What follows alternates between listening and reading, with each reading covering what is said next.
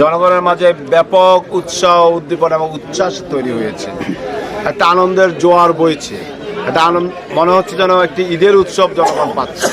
এবং আগামীকাল এই জনসভায় প্রায় 1.5 লক্ষাধিক লোকের সমাগম হবে বলে আমরা প্রত্যাশা করি।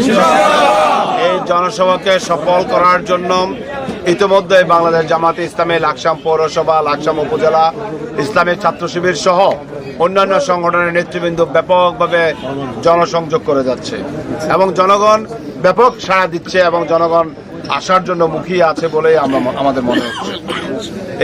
এই জনসভাকে নির্বিঘ্ন করার জন্য আপনারা দেখতে পাচ্ছেন চারপাশে নান্দনিক লাইটিং করা হয়েছে এবং প্রায় 500-র অধিক শৃঙ্খলা বিভাগের কর্মী রয়েছে যারা এই জনসভাকে সুশৃঙ্খল করতে পারে। জনগণের নিরাপত্তা নিশ্চিতকল্পে আমরা মঞ্চের চারপাশে সিসি ক্যামেরা দিয়ে নিরাপত্তা নিশ্চিতের ব্যবস্থা করা হয়েছে। জনগণের পয় নিষ্কাশন সুবিধার্থে টেম্পোরারি ইউরিনাল এবং ওয়াশরুম করা হয়েছে। বিকল্প গেট প্রস্তুত করা হয়েছে। আমাদের সকল প্রস্তুতি সম্পন্ন।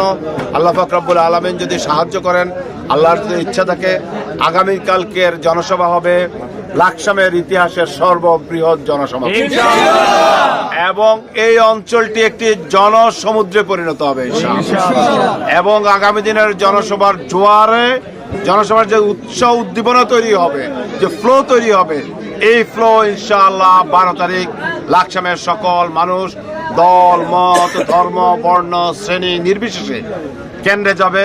কেন্দ্রে গিয়ে ন্যায় ও ইনসাফের প্রতীক দাঁড়িপাল্লায় ভোট দিয়ে সাম্য, মানবিক মর্যাদা ও সামাজিক ন্যায় বিচারের ভিত্তিতে একটি আধুনিক কল্যাণ রাষ্ট্রের পক্ষে রায় দিবে বলে আমি প্রত্যাশা করছি ইনশাআল্লাহ।